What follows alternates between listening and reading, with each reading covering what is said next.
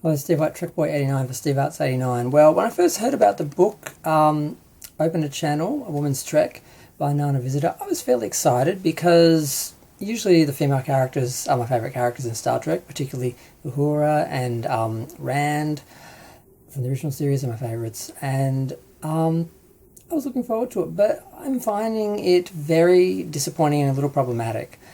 Instead of being a book about the great experiences the women had and the inspiration that they gave to generations of women, it's more about trashing Star Trek for not being progressive enough and doing a bit of a revisionist look at Star Trek and making the progressive portrayals of women that Star Trek had at the time look bad in retrospect, and looking at the negative experiences that the actresses had filming the show, and some of them did.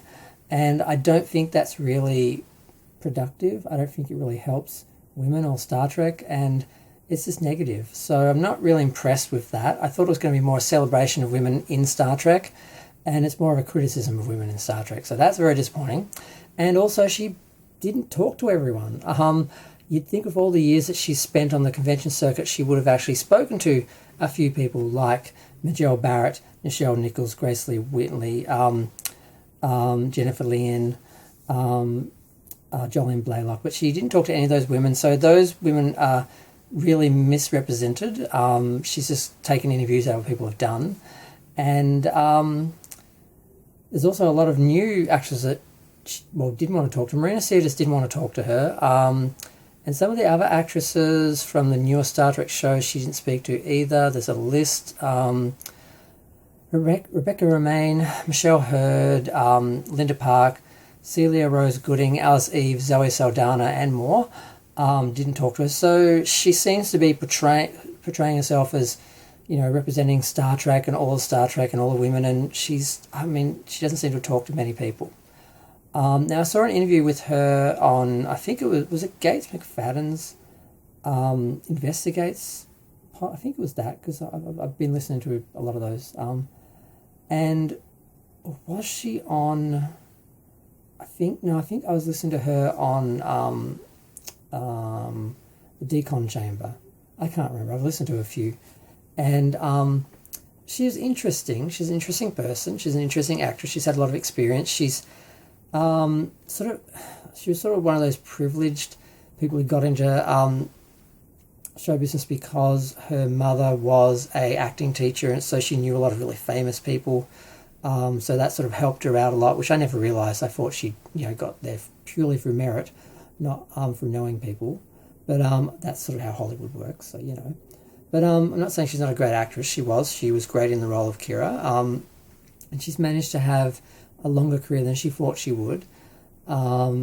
And she hasn't always played the conventional roles, and that's kind of helped her, I think, because had she just been your typical starlet or bimbo, she would have, been retired by the age of 30 like a lot of them were.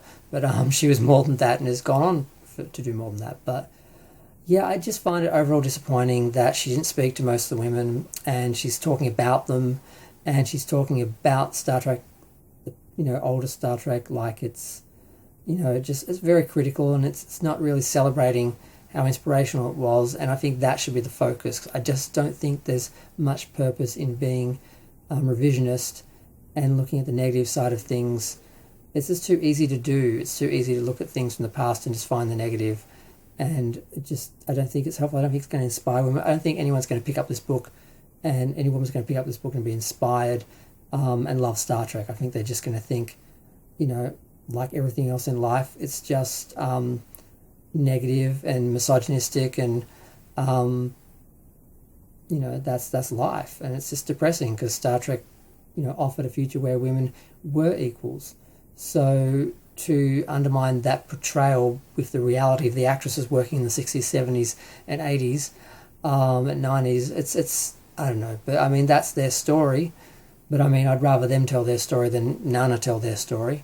So I'm interested to see why Marina didn't want to participate. Other people, apparently it was a scheduling thing, but all these people do conventions. It would be very easy for her to talk to them just for a minute or so. So Nana has a reputation for being very difficult, and I know that's always seen as a sexist thing, but I know like pretty much every Star Trek actress that has been to Australia, has.